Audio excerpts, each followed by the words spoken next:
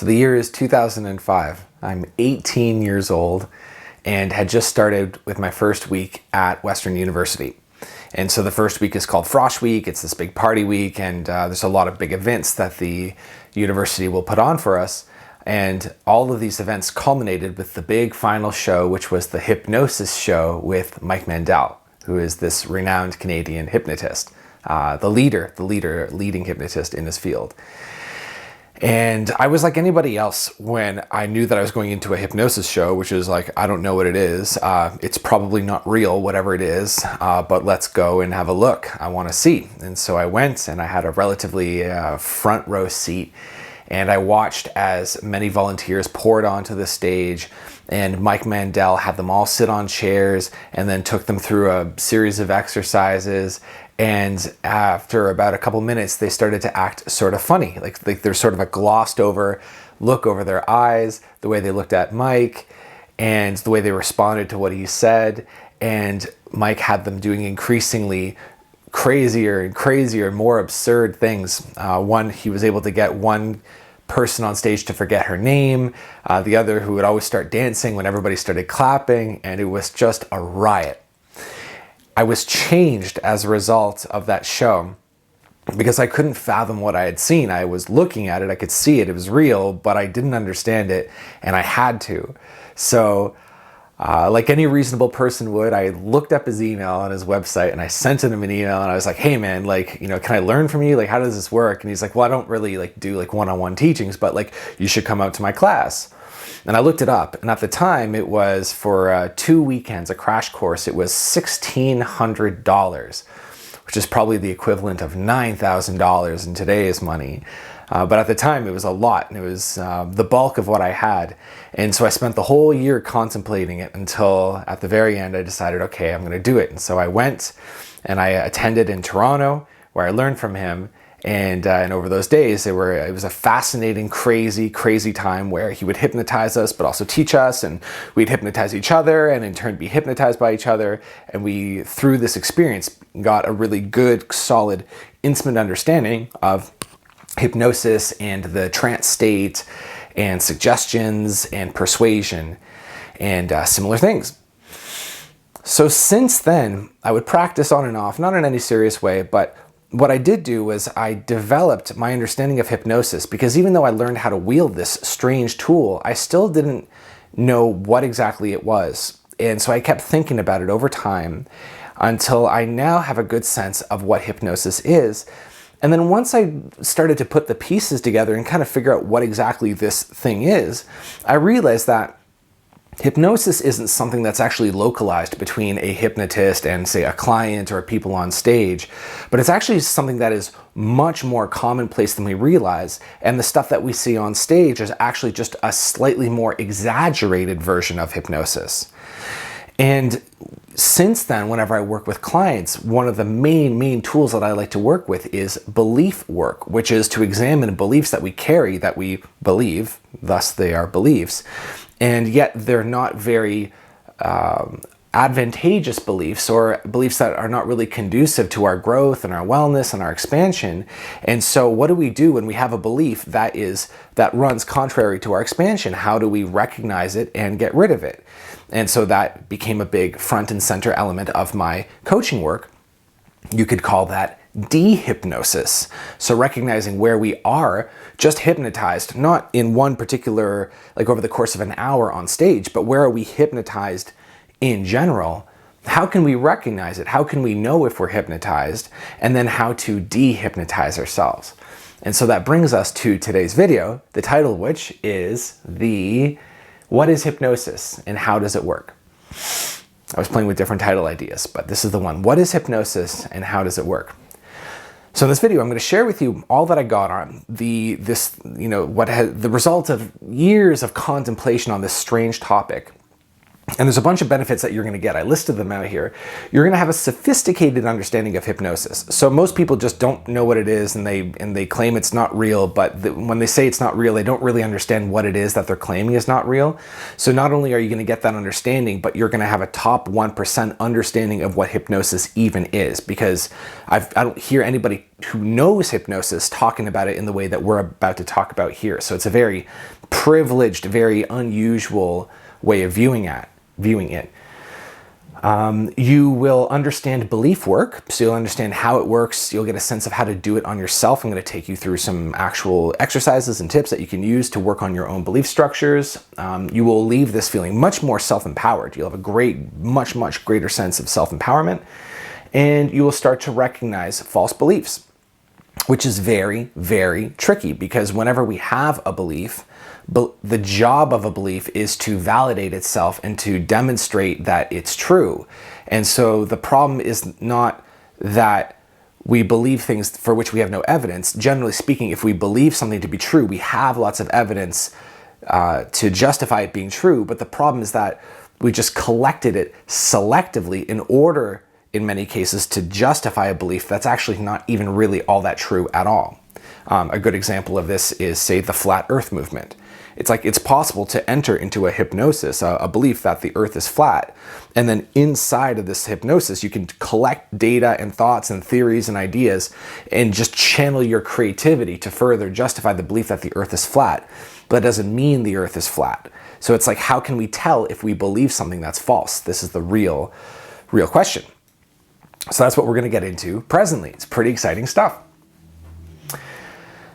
So let's begin with a definition. No, before we do that, please, let's begin with this. Please hit like. I always leave this until the very end, but if you'd be so kind as to hit like on this video, if you'd be getting anything out of this so far or any of my other videos, my other content, it would just really help if you were to consider subscribing and becoming a member of these regular teachings. My desire is still to put them out weekly, although I find with my schedule, the best I can do is bi-weekly, but I want to get it up to weekly.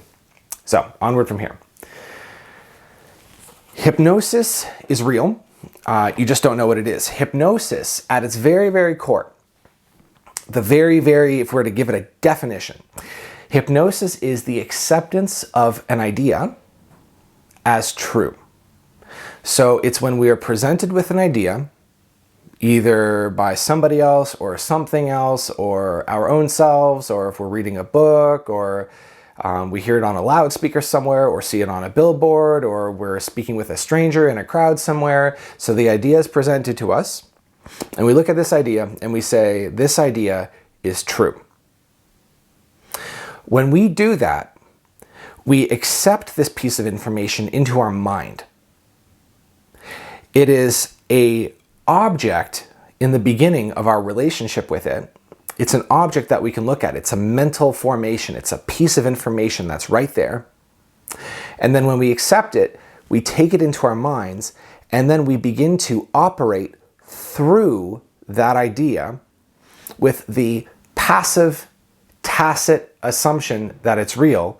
And it's almost like we're saying, okay, now that we know this is real, what now? And then we go about our lives from there. And then this belief is layered on our subjectivity, it's layered on our consciousness, it's layered on our mind, and then we just go about our lives as if it were true.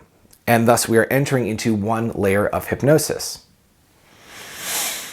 This brings me to the second quality about hypnosis, which is that it's not just a one and done thing, it's a layered thing. You can be hypnotized in many ways on multiple levels, and the extent to which you're hypnotized is the extent to which your mind is overwhelmed with layers. It's just caked on and caked on and caked on, and generally speaking, you're less and less present, you're less and less in your experience, you're just, in like kind of encountering tons and tons of thoughts in your mind all the time. This is what it's like to be deeply hypnotized.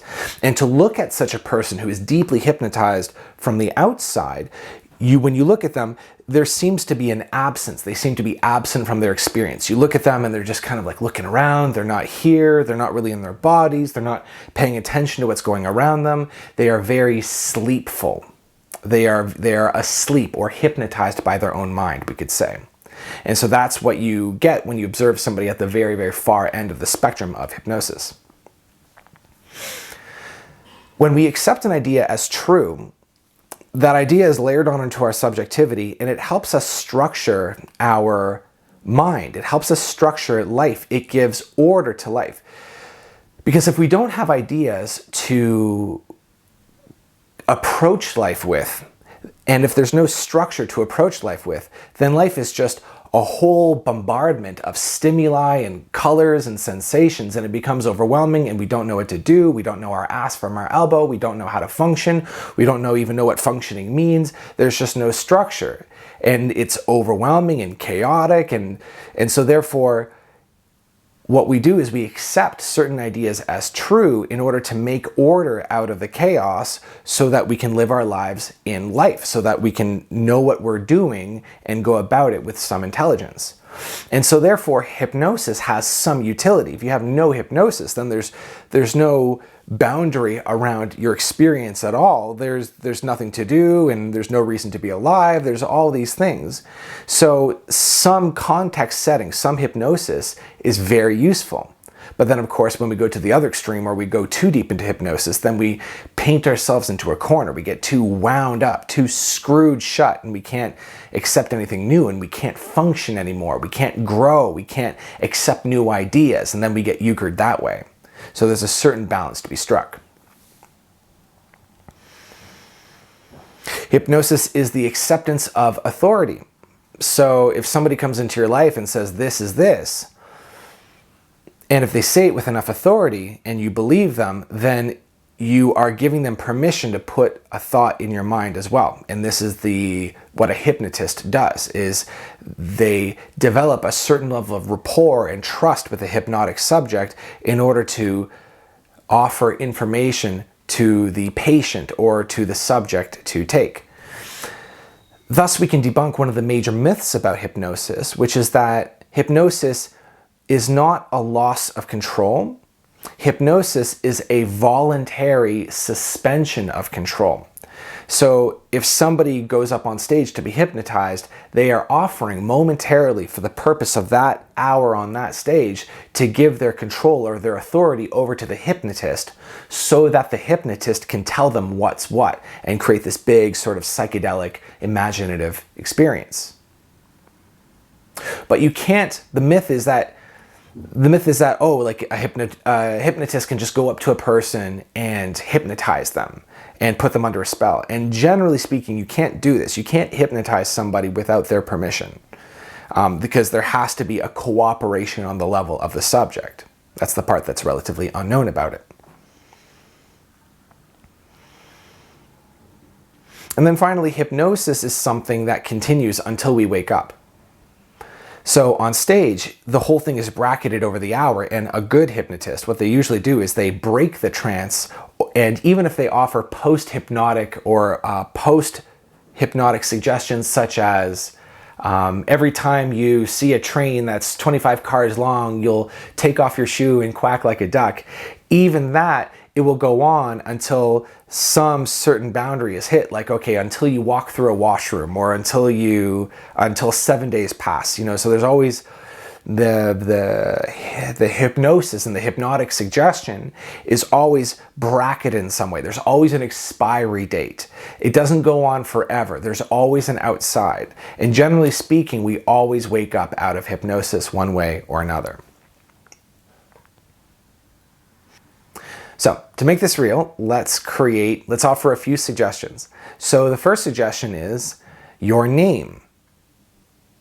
So think about what your name is and consider the reality that your name is just a hypnosis. You were told at one point what your name is, but does that mean that that is what your name is? It's not written anywhere in the universe, aside from anywhere you've written on paper what your name is. There's no natural law saying that your name is your name. It was decided by your parents and given to you, and since then you continue to operate as if this is your name, but you could at any point start calling yourself by a different name, and then that would become your name. So you've created a piece of information, or your parents created a piece of information that, hey, your name is blank. Let's just say it's George. Your name is George. And so then And so then you entered into that piece of information, or rather you took it on. You took it on and said, yes, this is true, my name is George, and then you start acting accordingly. A different one is a country. So if I say that there is any such country as Canada or the USA or France, and it's really interesting when you think of it as when you apply this to a really historic country like France or the UK or China, is that there's no such thing as this country. It's, as we all know, like, as I'm saying this, you might think, okay, well, we're just stating the obvious, right? But it's important to look at the obvious, which is there's no any such thing as France and there's no any such thing as China. It's just an idea that all of us have, both the French and the Chinese, and those of us who are neither French nor Chinese, like those of us who are outside, it's like, yeah, that country is over there. Here's where that country is on the map. But when we describe what China is, it's just an idea. If we describe what its boundaries are, these are just ideas. These are all just pieces of information that collectively we have decided is true. And it has that level of truth in that, we're all collectively hypnotized into making it into something real. And so it has that sort of localized reality about it, but it's not real in any absolute sense. If all of us woke up with amnesia, then nobody would know where China is. Nobody would know what France is or where it is. It would stop existing. So I guess an important thing, now that we're talking about it, now that we're at this point, it's when we understand hypnosis, really what we're understanding is the distinction between information and physical reality. Because when we tangle these things up, when we make them into the same thing, or when we feel that information and physical reality intersect at a certain point, that's hypnosis. Thinking that information has reality, a thought or an idea has reality in the physical world. But de-hypnosis is remembering that there's no any such thing as George, there's no any such thing as China. Being in a relationship, it's a similar thing. You meet a person, you like them, and you say, let's be in a relationship. And they go, okay, and we're now in a relationship. Nothing has changed. Symbolically, something has changed. Subjectively, something has changed. And again, this does have some reality, but this is different from objective physical reality. And so we're drawing that distinction there. Playing a game is playing a game is a form of hypnosis. So here we are, we're all hanging out, just having a good time. And hey, let's play some Settlers of Catan, which is this super fun board game that I like to play. And we play this game, and then suddenly, if I pick this color, say I'm blue, it's like, well, then I sort of put a sense of myself in the blue pieces that I put on the board, and my element, my territory on the island starts to feel like mine. And we don't get so, ideally, we don't get so far into the game that we lose track of physical reality. But when we do start a game, we do create a collective hypnosis with each other, and we allow it to be just real enough that we play with real competition. And that's part of the thrill, that's part of the excitement and the fun behind playing games. The same applies also to watching TV, watching a TV show or a movie, or watching a drama on stage. We go into it and we never, ever, ever drop the knowing that it's just a show, these are just actors, everybody's fine. We never, ever lose that. And it's the same with a hypnotic subject on stage, or if you're working one-on-one with a hypnotist, there's always, always a knowing at the very, very bottom of the event that this is just hypnosis, that I can wake up out of the hypnosis whenever I want. That piece of control is never completely surrendered. But what makes a movie so good, or a show so good, or an onstage drama so good, is when it's compelling enough, when it can be produced in such a way that it just feels so real that we can actually almost all the way get into it and feel like we're actually being affected by this story. So that's hypnosis. So that's what hypnosis is. So I hope that kind of gives a really good, holistic, really kind of clear idea of what it is. Now let us distinguish hypnosis from trance. So trance is a physiological mental state that you enter into That is, when we're talking about hypnosis, like when you clicked onto this video, you thought this is what we're going to be talking about. That's trance. So trance is when it's very sleep-like. In fact, its full name is somnambulistic trance, or resembling sleep, somnambulistic. It's when, when you look at somebody deep in somnambulistic trance, you'll see them like with their head down like this, and very relaxed. And what's happening, if you want to guide somebody into trance, it's very simple. Anybody can do it. It's not, you can practice and become really elegant and skillful with it. But the basic concept of hypnosis is you guide somebody with sort of this big run-on sentence into their own imagination. So you create like visuals, really create some sort of a scene, a beautiful, like put them in a beautiful setting, create a staircase or a ladder, or put them in a vortex where they just go down, down, down, down, down. And there's this general movement down, down, down, down, down, down, down, and then even deeper down, down, down. Relax, relax, relax, relax. Take them through the body. Relax your up here, over here, down, down, down, down, down. And then from here, you're in trance. And then if you've never been in trance before, again, there's this sense of like, okay, like, I'm still me. I know who I am. I can get out of this if I want to. There's nothing, no hanky-panky, no funny business about it. But if you're, say, in a clinical setting, then the hypnotist could say something like, okay, and now allow your unconscious mind to present to you a book. And what's in this book is everything that your unconscious mind wants to offer to you that will allow you to overcome this obstacle. And then what happens is you're in such a place of sleepfulness and relaxation, and your mind, the frontal lobe, the frontal cortex of your mind, the critical faculty, as we're going to describe in a minute, is so incredibly relaxed that the unconscious mind can offer, that it can fill this book, so to speak, with everything that you need, with wisdom and insight and everything that you've been unreceptive to with your regular waking mind structure. It will offer all of that up to you. And then the hypnotist would say, okay, and then imagine you're now opening the book and reading it, but like there's no words on the page. You're just absorbing the information off of the book, and it's just coming in, and just feel this information, fill you, as new opportunities open for you. And your mind is so plastic and your creativity is so open that it can actually create real world solutions and real world insight for you. Quitting smoking, or what, confidence issues, whatever it is. And then that's how these things generally work. So that's trance. Yeah, so that's trance. So now I want to take you to a third thing. This is the third of three major players in hypnosis, and that's called the critical faculty. So the critical faculty is this element of you that discerns information. As children, we are born without any critical faculty, and thus, as soon as we're able to speak and pass information back and forth, an adult could say anything to a child and fill that child's head with any information. You can say it's the sky is purple, there's a monster under your bed. It doesn't matter how outlandish, there's no critical faculty, so you can just put that information right in. And then as you grow into an adult, there's more and more of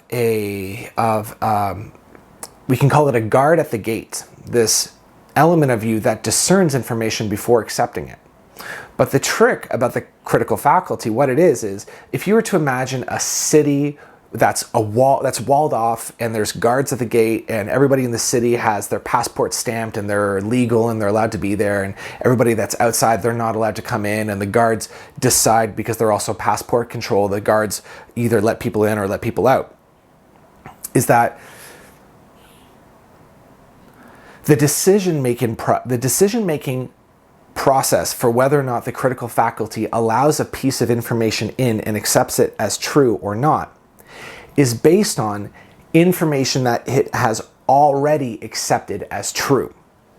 In other words, if you were brought up in a super fundamental Christian religious household, and you were really brought up and raised in the faith, and you were in Bible school, and you're told that everything in the Bible is true, and you were really made to believe that, then if you're presented anything out that would say otherwise, you will reject it, because of the thoughts that managed to get there first before these thoughts that are now approaching. And so therefore this will be very, very important for us if we're going to talk about belief work, because if we've accepted an idea as true and we've stamped its passport and we're operating from it as if it's true, then if another thought comes along and says, hey, like that original thought is false, it doesn't matter how disadvantageous that thought is, this false thought, this thought, for example, that you're a piece of garbage or nobody likes you. Like, it doesn't matter how false this idea is, because its passport is stamped, because the critical faculty has already accepted and integrated it into its mind structure, it will fight back. And it will disallow that thought from being taken away. And why would it do that? Because if we have a series of beliefs and all these beliefs tangle together in the form of our mind, and if our mind is how we look at the big, big chaotic void of the universe and turn it into something that we can understand and work with, and if somebody comes along and starts messing with that, that's bad news. That affects my survival. That makes my adrenaline, makes my kidneys pump adrenaline. And it's like, no. And it doesn't matter what's rational or reasonable or logical. It doesn't matter what's in my best interest or not in my best interest. If you're going to threaten my mind structure, then I will do whatever I can to get away from it. And that means excusing myself from the conversation. It means just claiming you're wrong. It means sometimes doing this like, la, la, la, like I'm not listening, I can't hear it, I won't hear it, this kind of thing. And then that's how you get, people who can really stick with ideas that are, just disadvantageous to themselves or to their families or to their country or whatever. That's how these things kind of work. So that's what we're up against. And it's really easy to look at other people when they're hypnotized by their own minds and their own thoughts. Anybody can do that. We can always see where somebody is painting themselves into a corner or creating trouble for themselves through their belief patterns and their unwillingness to release old beliefs. It's much, much, much more difficult to discover beliefs in ourselves that are disadvantageous and to turn them around. So it takes a really, really high level of practice and maturity and tenacity. You have to really practice this. And you have to have an exceptional commitment to truth and honesty, despite what truth and honesty may bring back to you when you call them in. Because truth will come wherever it's called. If you insist on truth, you'll receive truth. But then you may lose a piece of information that was a belief that you had lulled yourself to sleep and created a false sense of control or safety with. So that's the wager that we're wagering when we do this stuff. So proceed with caution.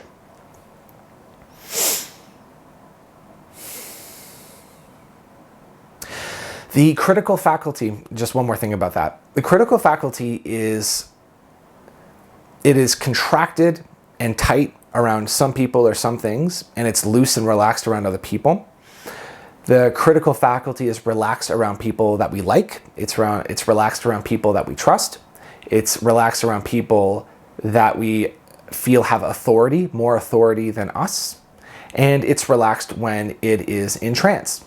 It's also relaxed when there's trance that's induced by a hypnotist, but there's also trance that can be induced by, say, TikTok, or Reddit, or YouTube. For example, if you're listening to this and if you're along for the ride, if you find this sufficiently interesting, and if you want to find out what happens at the end, if you're interested in the tips and tricks and insights that you can use to recognize and get out of hypnosis, and you feel like it's worth the wait to get through all of this middle part so you can get to the end, then you are voluntarily inside this frame that I've created with this YouTube video. I've created a structure out of nothing, and you are now inside the structure. You're along this roller coaster that I made. And the effect is much more pronounced if you're on something like TikTok, which if you're not, if you're on it, and if you're not on it, it's just like endless, really quick, rapid paced videos that has a really, really high level of stimulation. So you're always tranced out. You're just so tranced out that TikTok, the app, has access to your unconscious mind and can choose to put more information in your mind because of the trance state that TikTok brings about. Good. Now we can get into part 2 of our talk, where I'm actually going to share with you what you can actually do to recognize your own hypnosis, your own limiting beliefs, where your own psychology is hindering and inhibiting your own growth. How to recognize and how to release these beliefs, release these thoughts, release this hypnosis so that you can move on to your next levels of growth. I've hinted at this sort of stuff before and I've given little tips here and there, but my aim now is to make this a comprehensive teaching, a comprehensive training that you can actually use and take with you. So this is the culmination of a lot of work. I believe this will create very pronounced results for you. So it is my great pleasure to share this with you now. Let's start with how to tell if you are limited by your own psychology. So how to tell if you're hypnotized. There are 4 general ways. One is if you encounter cyclic obstacles and challenges. So you just keep running into the same challenge. You keep failing at the same point. You keep hitting the same wall week in, week out, year in, year out, and you can't seem to make progress beyond. Then that would indicate that there's something on the level of the hypnosis or the belief that's holding you back. Number 2 is that you generally feel out of control of your own mind. Now, I'm agnostic as to whether or not you can actually have complete, total control over your mind and dictate what your thoughts are. I don't really honestly believe that that's possible or even preferable. Nevertheless, if you are all the way over at the other extreme where you're just like out of control of your mind and like all these intrusive thoughts and all this stuff coming at you, and it's really difficult just to focus on like one single thing, that would indicate a lot of hypnosis. If you're feeling not very centered in the here and now, if you don't just feel centered in yourself, you feel like you're like off balance, off track, off center, off your groove, not in your throne of being, not in your experience, not really present, that would also indicate lots of hypnosis. And then finally, if you feel powerless over yourself and your life, powerless over the actualization of your potential, of creating what you feel, what you see in your imagination and making it real. And again, this is not to imply that you should be in the opposite place where you have total power over your life, because again, I don't think that's what we're aiming for, or that's even necessarily possible, like complete control. But at the same time, complete powerlessness is not the truth either. There's a commingling.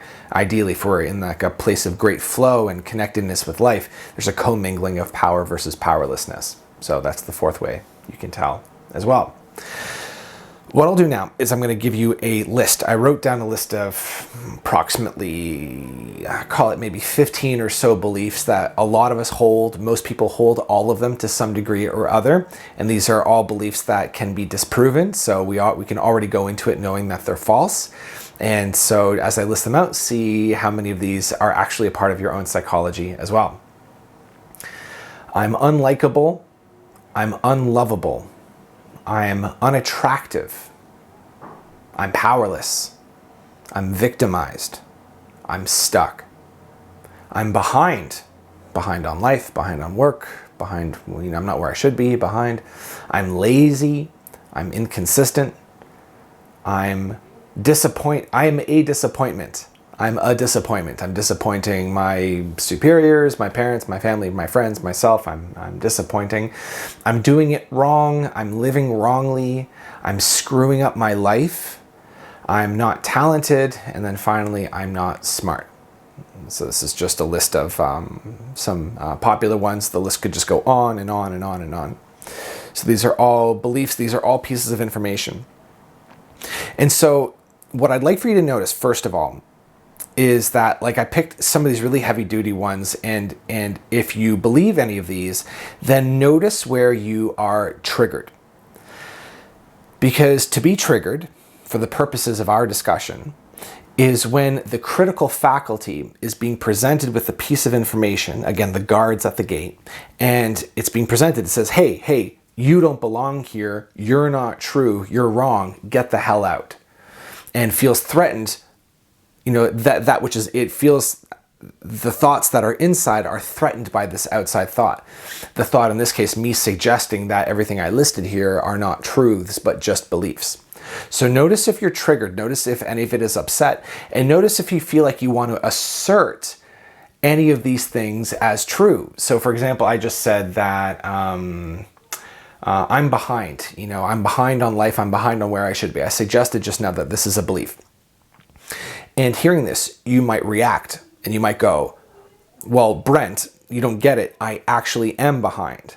And notice like this sense of inflammation that comes as a result. So in other words, notice when you feel like you want to argue or fight back or defend or ground in or dig your heels in even more, or like we're set up for a combat or a debate or whatever.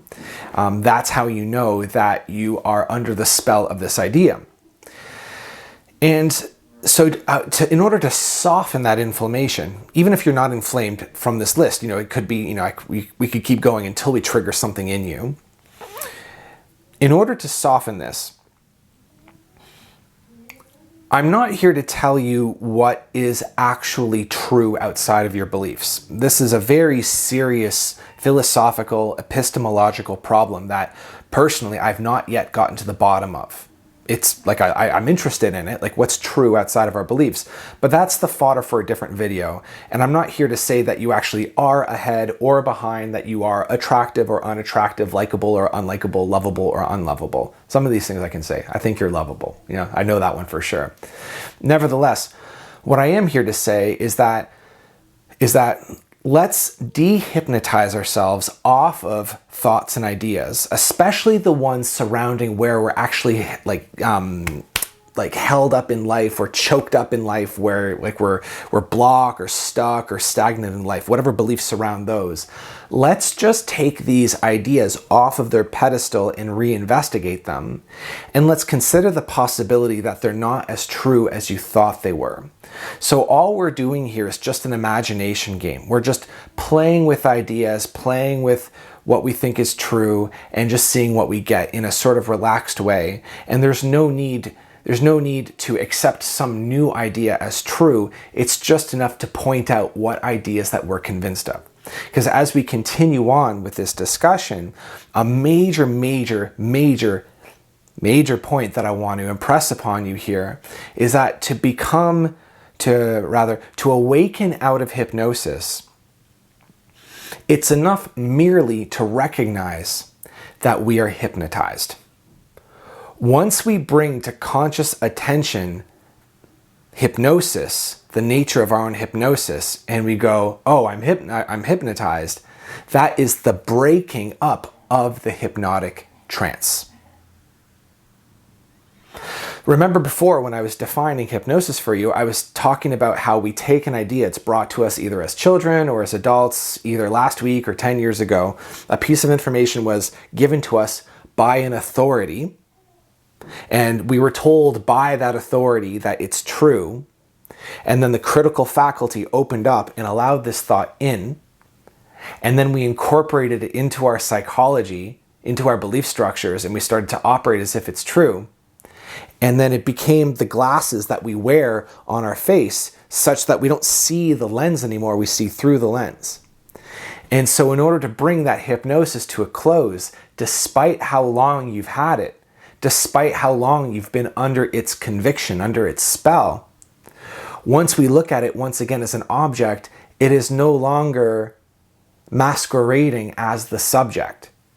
We're looking at it. It's an object. We go, oh, I seem to be convinced that this piece of information is true. And then once we say that in that utterance, in that recognition, we wake up out of that particular trance. And then having woken up out of this trance, usually what happens is we see how it could be true either way. We go, oh, I see. I believed like this thing was true and its opposite was false. And now it's like, oh, I can see it both ways. I am both behind and ahead. I am both lovable and unlovable. I am both likable and unlikable. I'm both stuck and empowered. You can view it from either direction with enough imagination. And then as you do, your perspective becomes more meta as it combines both of the polarities, and your view of the world becomes much more nuanced, much subtler, but also wider. And then as your vision widens, because it's less bound by hypnotic trance, you can actually see a way forward in a way that was not visible before, because you're willing to entertain a larger slice of reality than you were before. More is apparent to you. More is available to you. More distinctions are possible. More creativity is possible.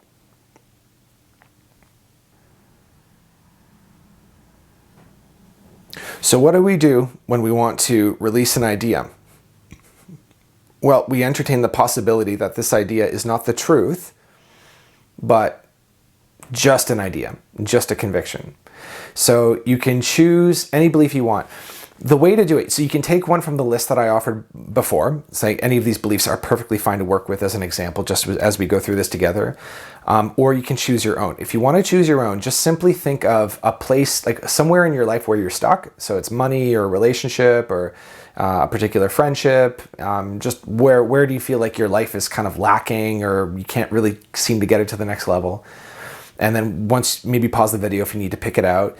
And then once you do that, then clarify and articulate, what belief do you have about this thing? So let's just say it's related to relationships, you're single and you're frustrated with being single. Then you might ask, what do I believe about relationships? And just like list that out, journal out 5 bullets. What do I believe about life itself? List out 5 bullets. What do I believe it takes to be in a relationship? List out 5 bullets. Now you have 15 points. And everything, all these 15 points that you just listed out are beliefs that you have in your mind, and they're all up for question despite how convinced you are that these things are true. Okay? Good. So take any one of these things. It doesn't matter which. Take one. And I'm going to share with you some super heavy-hitting tools that you can use to kind of crowbar these thoughts out of your mind. I hinted at a couple earlier, and I'm going to bolster them with a few more. So number one, I'm going to go with the example of nobody likes me and nobody wants to be friends with me. So I seem to be convinced. I seem to be convinced. Please say this out loud. I seem to be convinced. I seem to be convinced that nobody likes me and nobody wants to be friends with me. I seem to be convinced. What's powerful about this one is that you're creating just a little bit of extra distance between you and this idea, that it creates a little bit of gap so that you can take off the lens and look at it.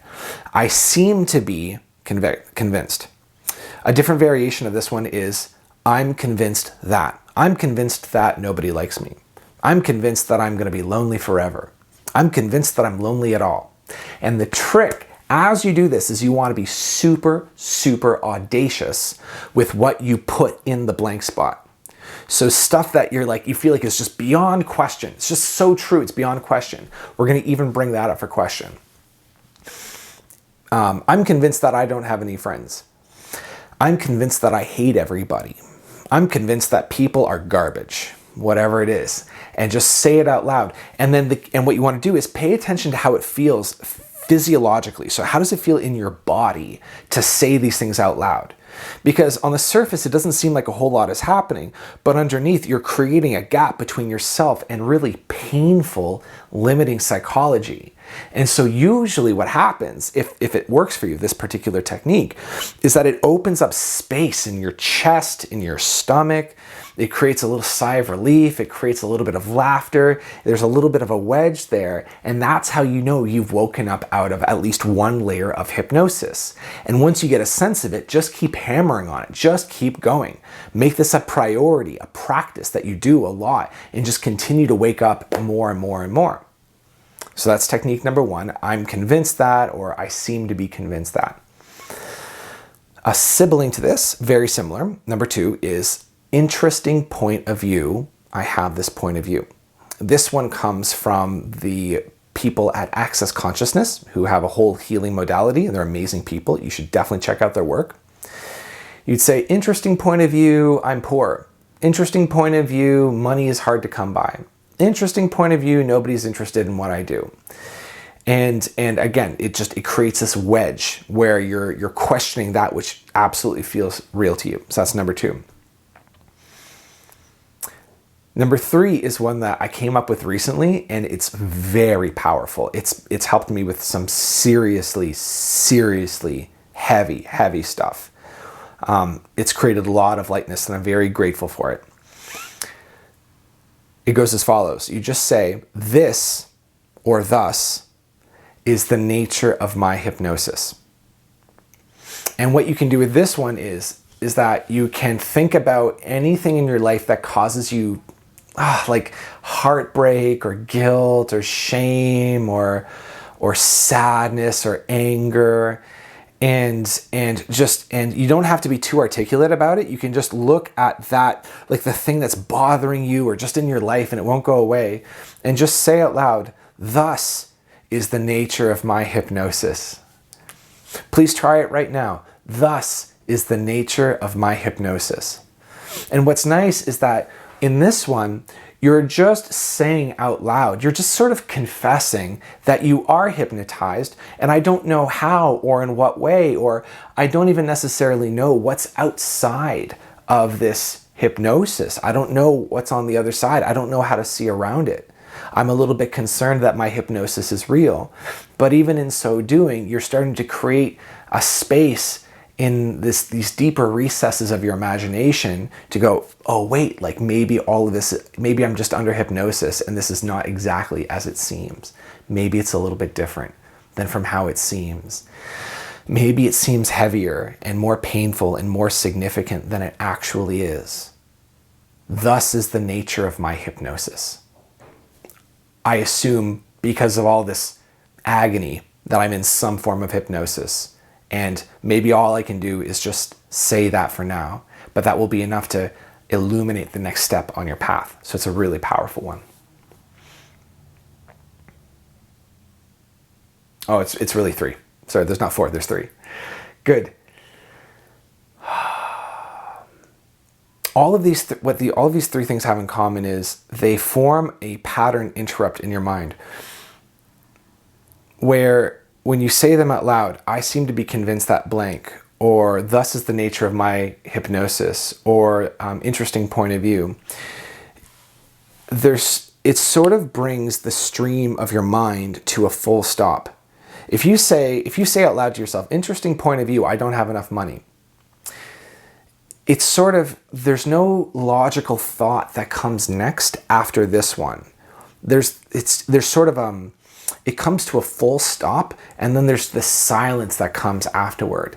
And that's really the hidden power behind these techniques that I shared with you, is this little gap in your mind stream that it creates. Because every time we can create a little aperture or a little space in your mind stream, then consciousness can come through with its wisdom and its relief and its peace and its context. And really that's what we're doing here, is we're just questioning our own mind, bringing attention to our own mind so that we can remember the reality of ourselves outside of our own mind. This is the essence of waking up out of hypnosis. This is what it means to wake up out of hypnosis. And so, okay, so imagine we're back on stage, with a live show. It's a comedian hypnotist and they're making us do crazy things. In that trance, you're complicit to the whole thing. You're along for the ride. But then if the hypnotist says, okay, start eating these staples or something, and then immediately the critical faculty wakes back up, and something wakes up in you and says, I'm hypnotized right now. Wait, what the hell is going on? That's what it'll say. What is going on? And then it's a call to bring a more meta level of awareness online, and thus the hypnosis is dissolved and you wake back up.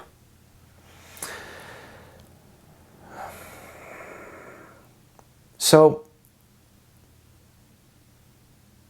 that's it. That's the concept behind this video. This is the longest one I've ever made. I hope you enjoyed it. I've been contemplating this for a long time. It's been really difficult to articulate, so I'm really glad with how it came out. If you're interested in working one-on-one to see how you are hypnotized and how to unhypnotize yourself, if you want to discuss these ideas and see how you can empower yourself by just clearing out little crusty, dusty old bits of your psychology, and maybe, part of the hypnosis culturally is that we feel like more effort is required, more effort, more effort, more effort, more effort, when really it's just clearing out some junky beliefs that are holding us back, and the current amount of effort, or even less, is probably fine just to walk through the door. So if you're interested in letting me apply this to you so that we can see how this will come to life in your own world, then my invitation for you is to click the link down below and get a $5 coaching session with me, and we'll do that. I'll take you through it. It'll be wonderful, and we'll both enjoy it, and it's a great time. I highly, highly recommend it. If not, also, there's a link below to join my email list where you can get my course on sustainable high-level productivity. And I'll conclude with this. I'll finish with this thought. I haven't spoken a whole lot lately on the subject of spiritual awakening, awakening out of heavy psychology, awakening to higher levels of truth and wisdom and peace. But it's very much the subject of my life. I found myself prioritizing more and more and more and more truth, direct perception of truth, direct knowing of truth, waking up out of hypnosis. And an acceptable hypothesis about waking up is that what we're actually doing in this discussion is waking up out of hypnosis, that this effect just carries and carries and carries and carries, where you can just wake up and wake up and wake up and wake up onto subtler and subtler and subtler realms of experience until your perspective becomes so augmented that it's just all-encompassing. And that might be the final awakening, the enlightenment piece. So we can view hypnosis along those terms, along waking up out of psychology, so that we can have a less biased form of seeing. So that's something that we might look at a little bit more in the future. Thank you for watching. Thank you for listening. My gratitude to you. I hope this was interesting. I hope you got something out of it. Please hit like. Don't forget to do that. It's just very important and beneficial for me if you were to do that. Consider subscribing. And that is all for now. I'll catch you on the next one.